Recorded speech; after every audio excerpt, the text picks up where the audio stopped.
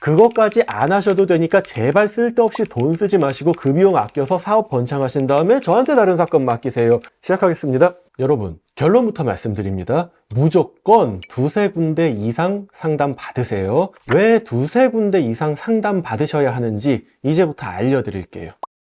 첫 번째, 안 해도 되는 걸 권하는 전문가를 피하기 위해서예요. 여러분, 저한테 상담 문의하시는 분들 중 다른 곳에서 먼저 상담 받고 오신 분들 가끔 계세요. 그런 일은 업계에서 굉장히 흔한 일입니다. 근데 어떤 한 사건을 놓고 각 전문가별로 이거에 대한 견해는 좀 다를 수 있고 저와 조금 다른 견해를 가지고 계신 전문가님의 견해는 존중해요. 근데 이게 약간의 견해 차이 정도가 아니라 아예 불필요하거나 다른 얘기를 하는 경우가 있어요. 그리고 그런 소리를 왜 했나 이렇게 가만히 들어보면은 출원이든 심판이든 결국 자기한테 추가적으로 사건 맡기라는 빌드업이더라고요. 그리고 들어보면 별 필요도 없는 것들이 대부분이에요. 그래서 가끔가다 이렇게 상담할 때 듣고 있다 보면 아 이거 진짜 너무하네 라는 생각이 들 때가 있고 그럴 때는 저는 다 얘기해드려요. 그거 안 해도 된다고 말이에요. 그러니 여러분이 만약 어떤 전문가님과 상담을 했을 때 그 전문가님이 여러분한테 이것도 하고 저것도 하자고 한다. 그러면 일단 얘기 잘 들으시고 나오셔서 다른 전문가님과도 상담을 하면서 요건 이해가 되는데 저것도 해야 될까요? 라고 다른 전문가님한테 한번 물어보시라는 거예요.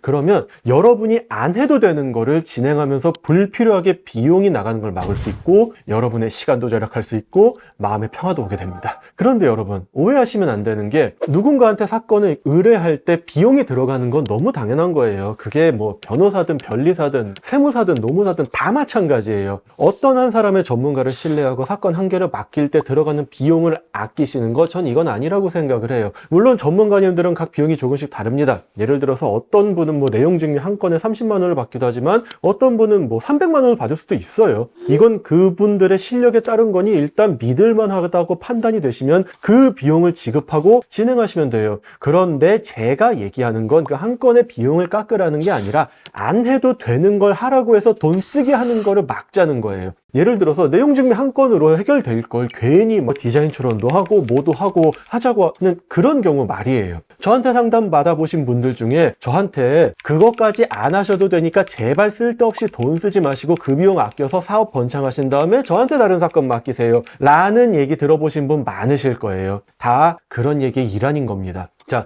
두 번째, 절차에 대해서 설명해주는 전문가를 만나셔야 돼요. 여러분, 지식재산 사건을 직접 해본 사람이랑 안 해본 사람은 완전히 달라요. 왜냐면 일반 소송이나 심판과는 좀 다른 특징이 있기 때문이에요. 근데 만약 여러분이 어떤 전문가를 만나서 상담을 받는데 이 사람이 뭐 말은 되게 그럴듯하게 하는 것 같은데 이 구체적으로 어떻게 진행되는지 절차에 대해서 얘기를 안 해준다? 그럼 그 사람이 안 해봤을 가능성이 있어요. 예를 들어서 어떤 심판을 청구하면 결과가 나온다. 이거는 누구나 다 할 수 있는 얘기인데 이거가 아니라 어떤 심판을 청구하면 어떤 절차를 어떻게 거쳐서 이거에 따라서 어떤 결과가 나온다를 설명해주는 사람과 상담을 하시고 사건을 진행하시라는 거예요. 왜 그런 전문가를 만나시라고 할까요? 당연하죠. 경험이 있고 없고는 결과의 차이가 클 수밖에 없으니까요. 세 번째, 여러분의 니즈에 맞는 전문가를 찾으셔야 한다는 거예요. 일단 저는 변호사, 변리사 자격증을 둘 다 갖고 있어서 이 얘기에는 해당은 안 됩니다만 둘 중에 하나만 갖고 있는 분과 상담을 할 때 필요한 얘기예요. 여러분, 만약 여러분이 상표 출원이나 등록 무효 심판